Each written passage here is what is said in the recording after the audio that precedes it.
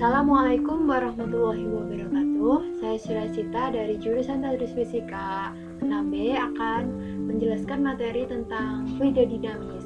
Tugas ini untuk memenuhi mata kuliah magang 1. Fluida dinamis. Fluida adalah segala zat yang dapat mengalir, yaitu zat cair dan gas. Fluida dinamis adalah ilmu yang mempelajari fluida dalam keadaan bergerak. Fluida terdiri atas fluida ideal dan fluida sejati. Sifat-sifat fluida ideal yang pertama adalah tidak kompresibel atau tidak termampatkan, artinya tidak mengalami perubahan volume atau massa jenis ketika ditekan saat mengalir. Yang kedua adalah tunak, artinya kecepatan aliran fluida pada suatu titik mempunyai kelajuan konstan. Yang ketiga, tidak kental, artinya tidak mengalami gaya gesekan ketika mengalir. Yang keempat adalah aliran garis arus, artinya fluida mengalir dalam garis lurus, lengkung yang jelas ujungnya dan pangkalnya. Adapun sifat-sifat fluida sejati yang pertama adalah kompresibel, kedua adalah tak tunak, dan yang ketiga adalah kental, keempat dan aliran turbulen. Untuk aliran turbulen itu artinya yaitu fluida dapat mengalir secara berputar dengan arah gerak yang berbeda-beda. Yang kedua adalah persamaan kontinuitas. Pertama ada debit air. Debit air merupakan besaran yang menyatakan volume fluida yang mengalir melalui suatu penampang dalam waktu tertentu. Adapun rumus persamaannya yaitu adalah Q sama dengan V per T. Debit air sama dengan volume fluida dibagi dengan waktu. Dan Q sama dengan A dikali V.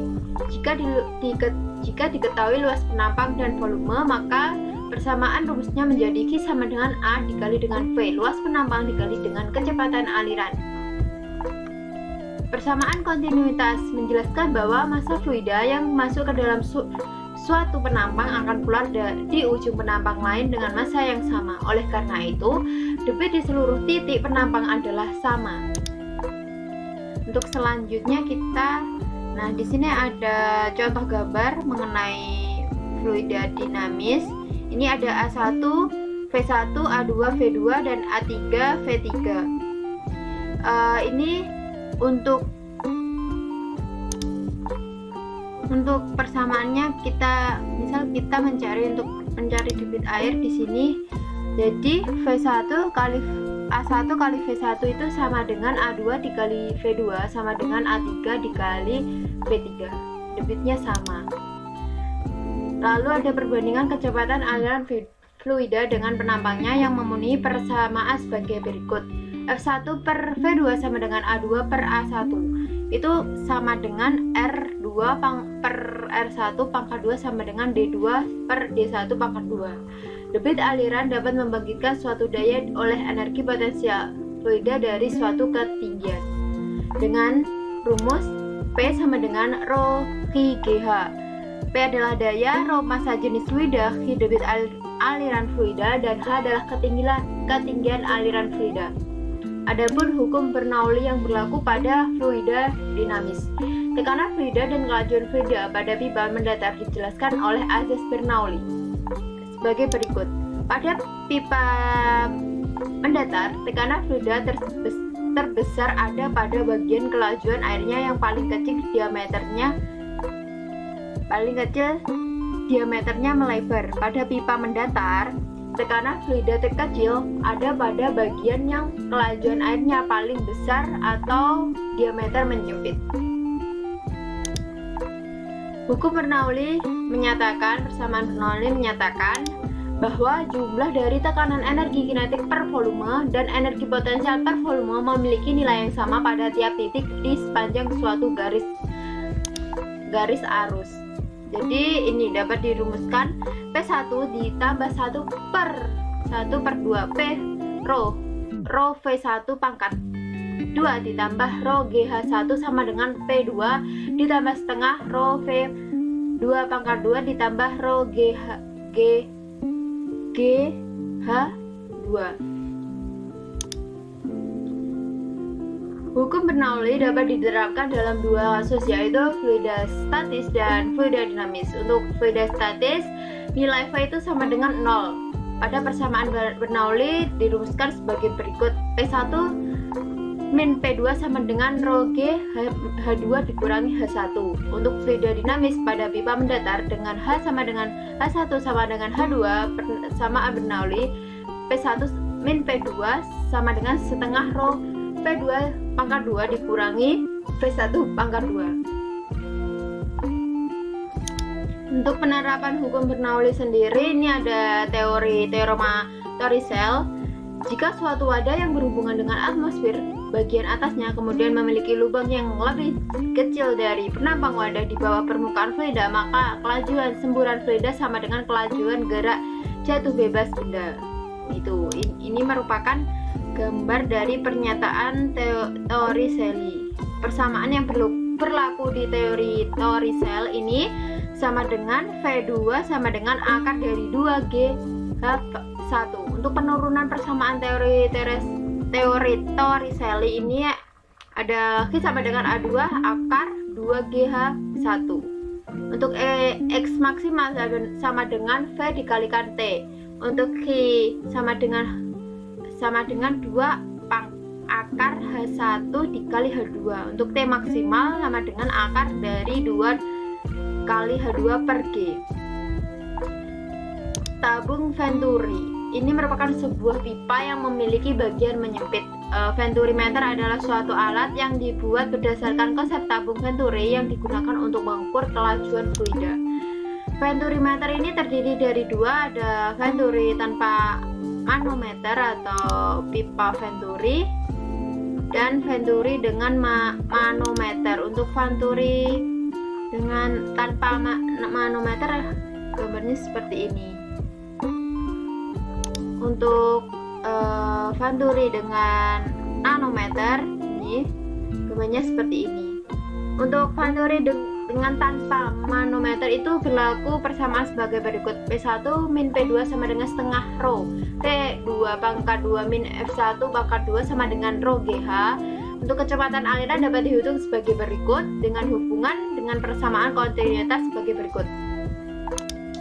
Untuk Venturi dengan manometer ini berlaku persamaan P1 min P2 sama dengan setengah rho P2 pangkat 2 min V1 pangkat 2 itu sama dengan P rho min rho akhir dikurang rho awal GH. Untuk kecepatan aliran dapat dihitung pada persamaan tersebut V1 dan V2. Untuk selanjutnya ada tabung pitot, adalah tabung yang digunakan untuk mengukur kelajuan gas. Berlaku pada persamaan sebagai berikut: PB min PA sama dengan setengah rho V pangkat 2 itu sama dengan P aksen GH. Kecepatan aliran dapat dihitung dengan V sama dengan akar 2P rho P aksen GH per rho. Penggunaan hukum Bernoulli dalam kehidupan sehari-hari. Yang pertama ada penyemprotan parfum. Cairan parfum dapat keluar karena diameter pipa kecil. Pipa yang berhubungan dengan udara luar kelajuannya tinggi dan tekanannya rendah akibat ditekan. Pipa yang berhubungan dengan cairan parfum kelajuannya rendah dan tekanannya tinggi. Adapun contoh lain seperti ceroboh asap. Asap dapat keluar karena tekanan udara di dalam rumah yang besar berhubungan dengan tekanan udara luar yang rendah. Lubang terowongan dibuat di dua tempat yang berbeda ketinggian sehingga udara dapat masuk ke dalam terowongan akibat perbedaan tekanan. Yang keempat ada pesawat terbang. Pada dasarnya ada 4 buah gaya yang bekerja pada pesawat, yaitu gaya berat ke bawah, gaya angkat pesawat ke atas, gaya mesin ke depan, gaya gesek udara ke belakang. Nah, seperti ini.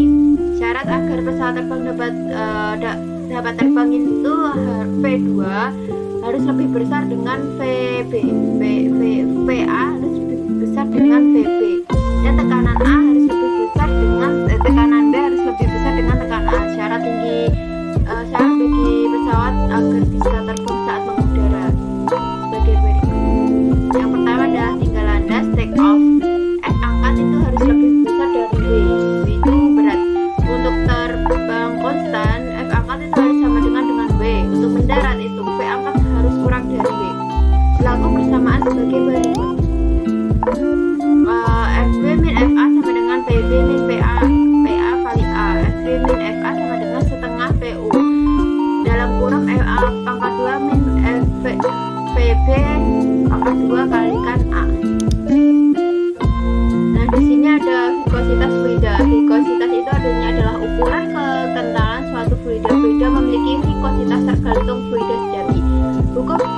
Stokes menjelaskan bahwa vikositas menyebabkan kelajuan lapisan-lapisan fluida tidak seluruhnya sama pada suatu pipa karena ada gaya gesekan. Seperti berikut.